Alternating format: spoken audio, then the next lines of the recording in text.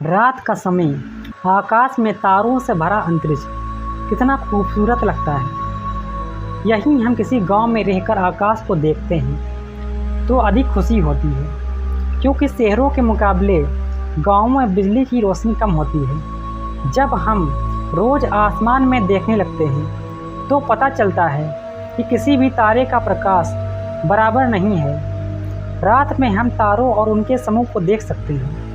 इंसान सदियों से रात में देखता आ रहा है। रात में ये अंतरिक्ष ठीक उसी प्रकार ही दिखाई देता है। वही टूटता हुआ तारा का जाना और कोई अच्छी सी विश मांगना जिससे वो पूरी हो जाए। हमारे ब्रह्मांड में करोड़ों और अरबों की संख्या में आकाशगंगाएं हैं। प्रत्येक आकाशगंगा में तारों के अतिरिक्त गैसों तथा धूल का विशाल बादल भी होते हैं। इन बादलों को नेबुला कहा जाता है। गैलेक्सी के कुल द्रव्य का 98% भाग तारों और 2% भाग गैस एवं धूल के बादलों से बना हुआ है। स्ट्रक्चर के अनुसार गैलेक्सी 3 टाइप की होती हैं। Number 1 spiral Galaxy, number 2 electric Galaxy, number 3 irregular Galaxy. वैज्ञानिकों ने दूसरी गैलेक्सी का अध्ययन करते हुए हमारी धरती से ली गई तस्वीरों को ध्यान में रखकर इसमें मौजूद तारों की स्थिति और दूसरी चीज़ों से हमारी गैलेक्सी का एक काल्पनिक मॉडल बनाया है, जिसे देखने के बाद खूबसूरत लगता है।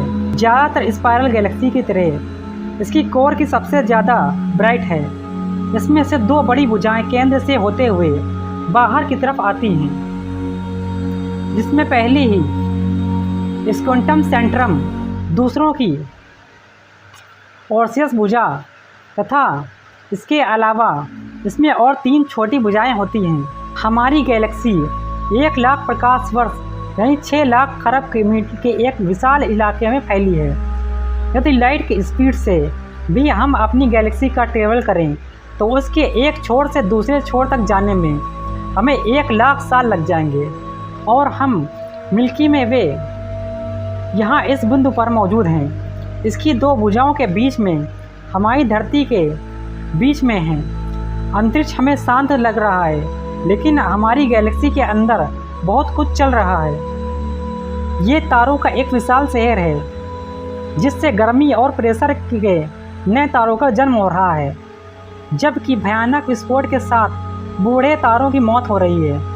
हमारी गैलेक्सी में कई ऐसी जगह हैं जो हमें इसकी अन्य कहानी बताती हैं, और ऐसी ही जगह की तरफ बढ़ते हुए हम अपना ये सफ़र शुरू करते हैं।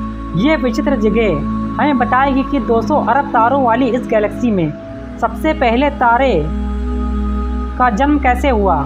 चलिए चलते हैं आज से 1394 लाइट ईयर दूर नेबुला की ओर।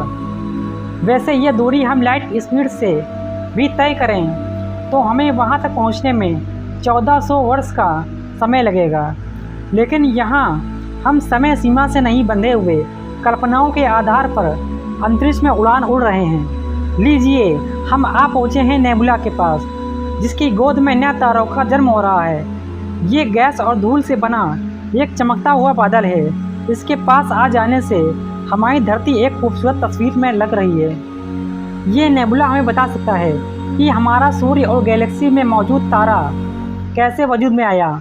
टेलीस्कोप से सब हम सुदूर अंतरिक्ष से झांकते हैं तो उन्हें गैलेक्सी में जमा हुआ एक बादल दिखाई देता है। तारों की रोशनी में धुंधला कर देने वाली बादल हमारी गैलेक्सी से हजारों लाइट ईयर के इलाके में फैला है।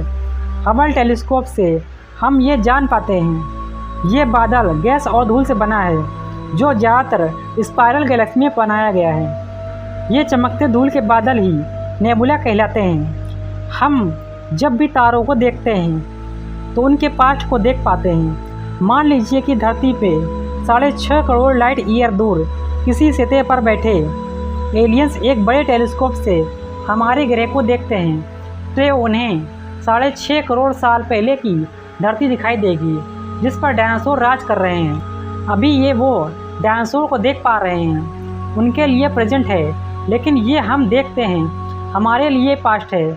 हम उस प्लैनेट को देखकर कहेंगे वहाँ तो कोई जीवन है ही नहीं। हम टाइम डायलेशन के कारण उन्हें नहीं देख पाएंगे। दोस्तों आपका इसके बारे में क्या कहना है, कमेंट में अपनी राय ज़रूर दें।